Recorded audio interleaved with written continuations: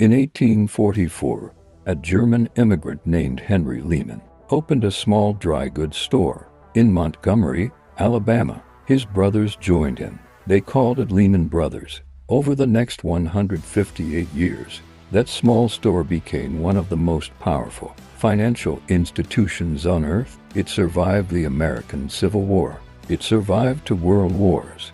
It survived the Great Depression. It survived the dot-com crash. It was the 4th largest investment bank in the United States, with 25,000 employees across the globe.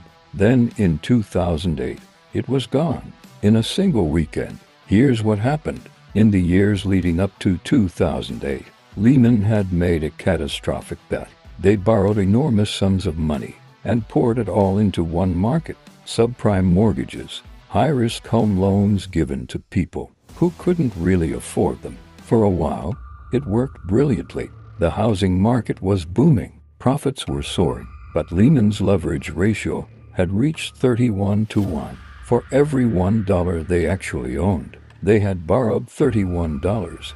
That meant a drop of just 3% in the value of their assets would wipe out everything. In 2007, the U.S. housing market began to collapse. The value of Lehman's mortgage holdings began falling fast. They reported their first quarterly loss in 14 years, then another loss, then another.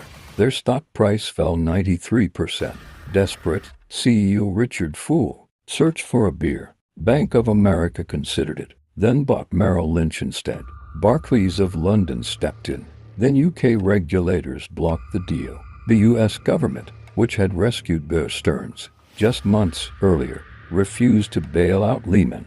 On Friday, September 12, 2008, the heads of every major Wall Street bank were summoned to the Federal Reserve in New York. A Fed staffer was asked how bad the situation was. He replied, "We have until Asia opens." That gave them 79 hours. At 1:45 in the morning, on Monday, September 15, Lehman Brothers filed for bankruptcy. $639 billion in assets, $613 billion in debt, the largest bankruptcy filing in the history of the United States. That day, the Dow Jones fell over 500 points, its steepest single-day drop since the September 11th attacks. Global stock markets lost an estimated $10 trillion in value. In the weeks that followed, 25,000 employees out of a job. The CEO, Richard Fool, walked away with $480 million.